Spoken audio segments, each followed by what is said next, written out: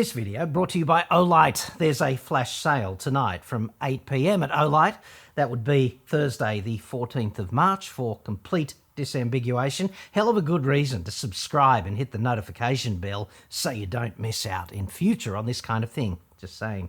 And fair warning, dude, not too much car content in this one. This video is just about Olight and their awesome torches being on sale. If that's not you, okay. But I would argue if you've got a car or a workshop or a farm, or you're out in the boonies or just walking down a dark street occasionally, you pretty much need a decent torch, and it needs to be accessible. Unless you kind of embrace the challenge of changing to the spare tyre by Braille, out in the boonies, in the moonlight, just you and all of those encroaching banjos.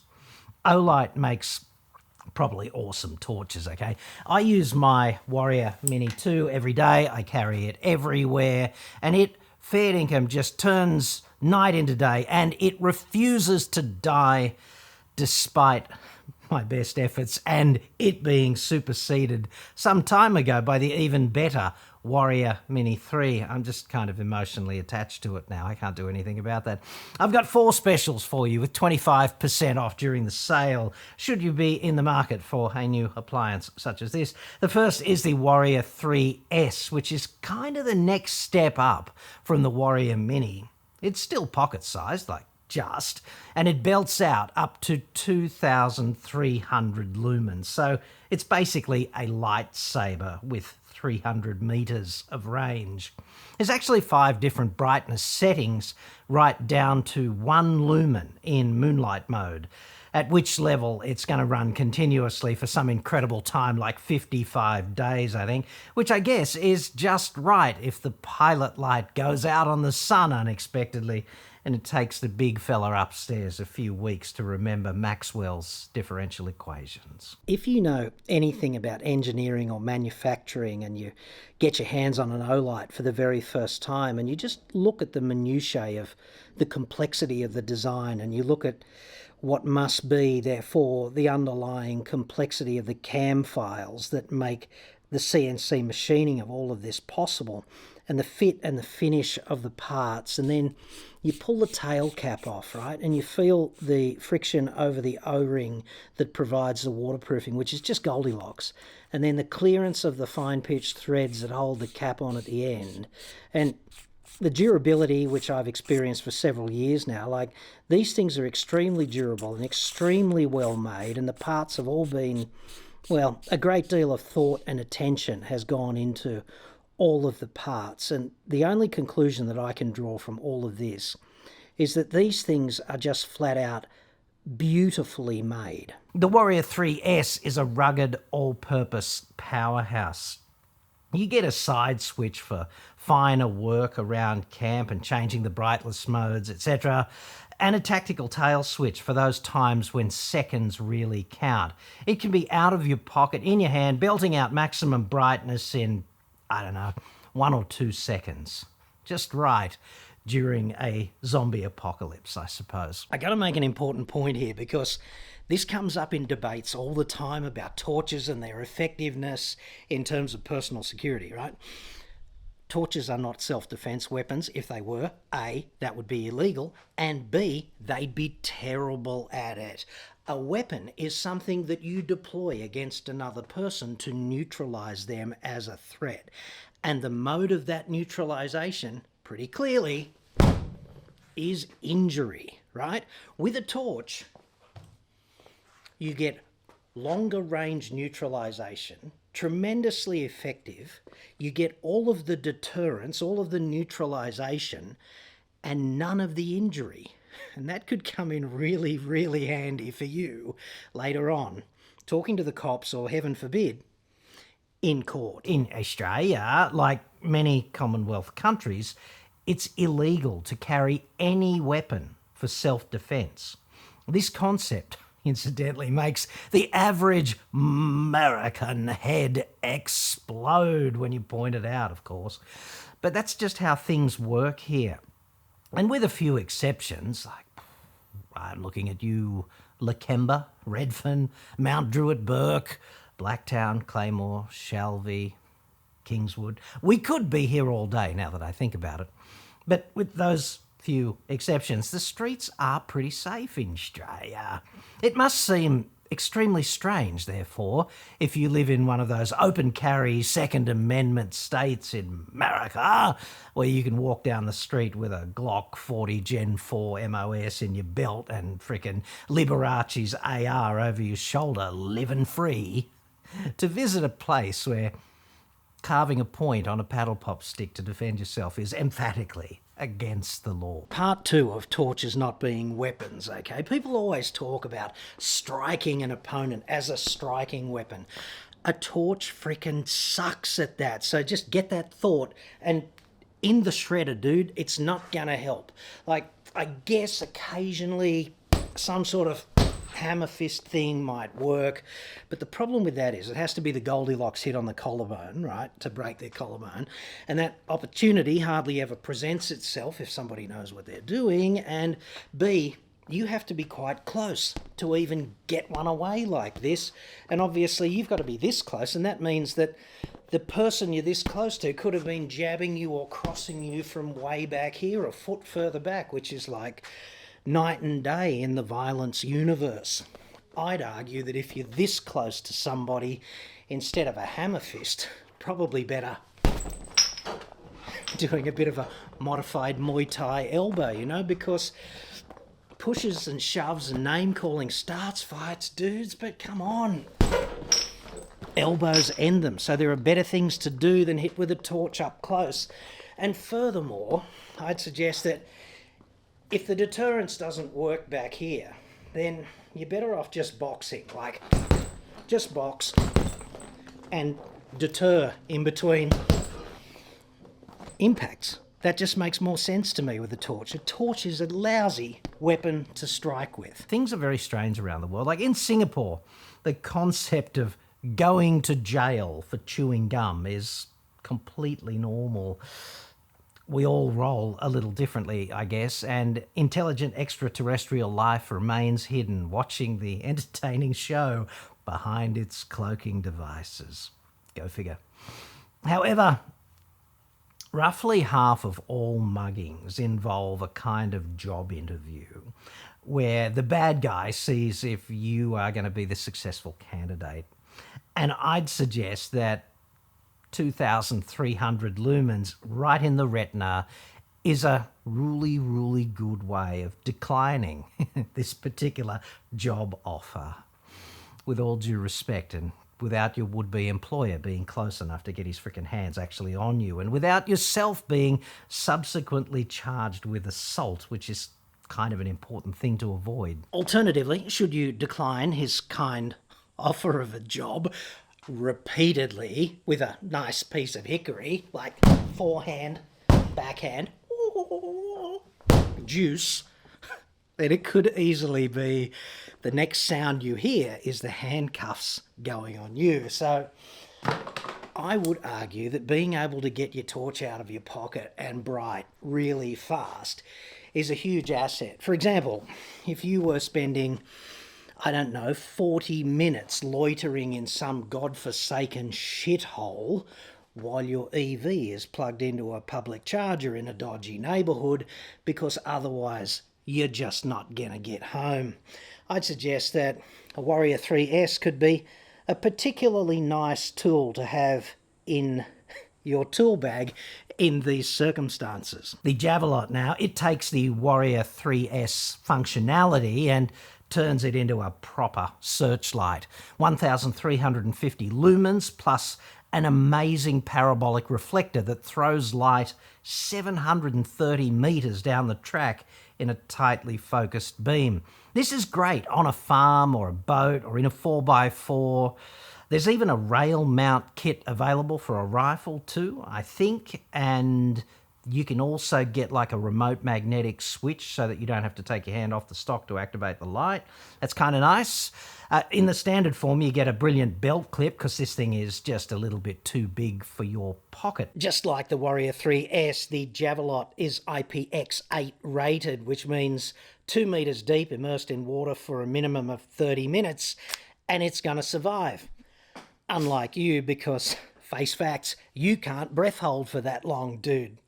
Now, it's also drop tested upliftingly for a minimum of 1.5 metres, which is a pretty common Olight performance standard.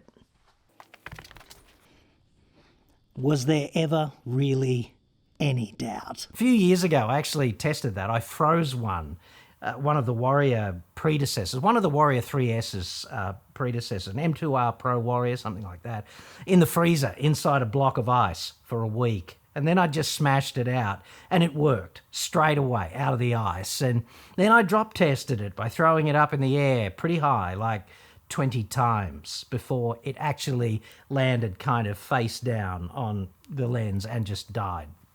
So that would be an accelerated life test of sorts. You'd have to be a proper muppet to drop your actual torch that many times in the course of several years. Anyway, I've dropped my Warrior Mini, as you can see from all the scuffs on it, 1 billion times here in the workshop, knocking it off the bench and just having it balanced somewhere precariously and, not securely enough. And it is still obviously going quite strong. It's got all the scars to prove its abuse, should it ever make a complaint to the Department of Family and Community Services.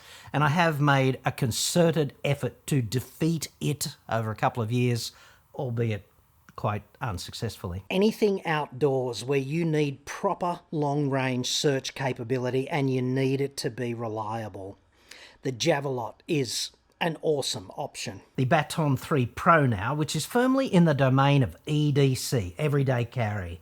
1500 lumens maxed out, which is pretty bright.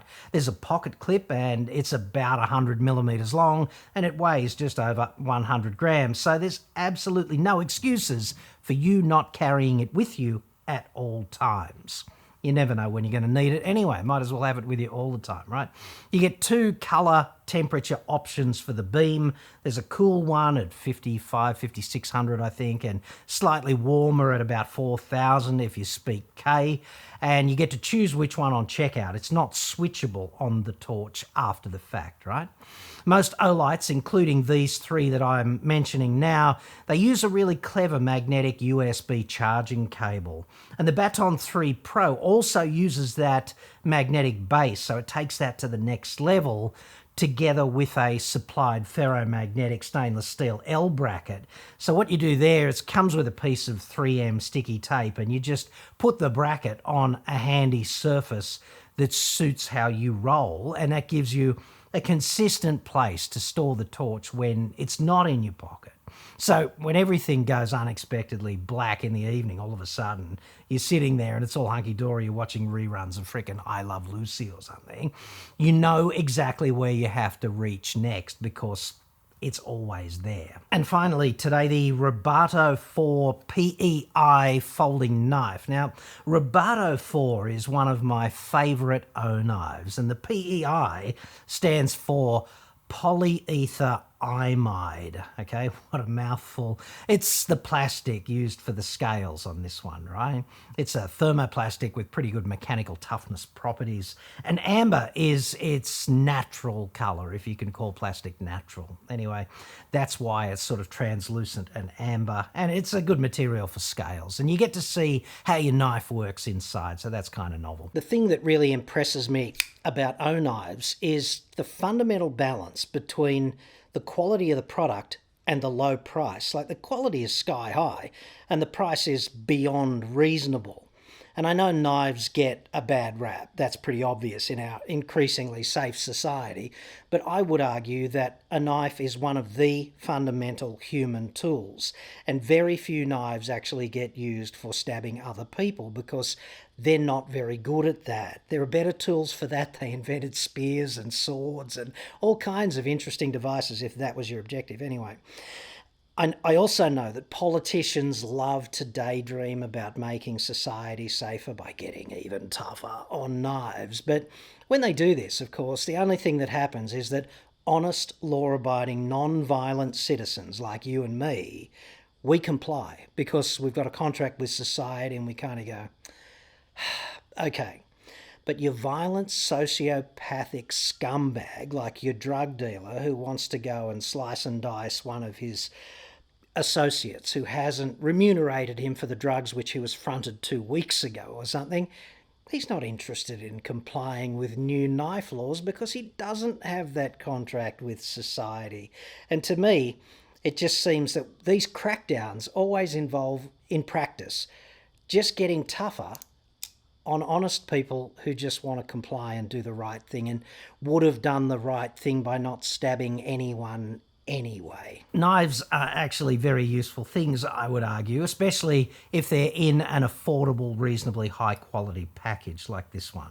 See, if you're up a ladder and you discover that you need to pry something away from something else, or you need to strip some wire, or you're on a picnic with your favourite Tiffany and she wants you to open that special tin of, I don't know, smoked cockroaches or something. The crazy ones are always the best, dude. Just don't ask me why. Then you can be a hero with your affordable knife, especially as otherwise you'll be blamed, obviously, for forgetting the can opener, and then no dessert for you, dude.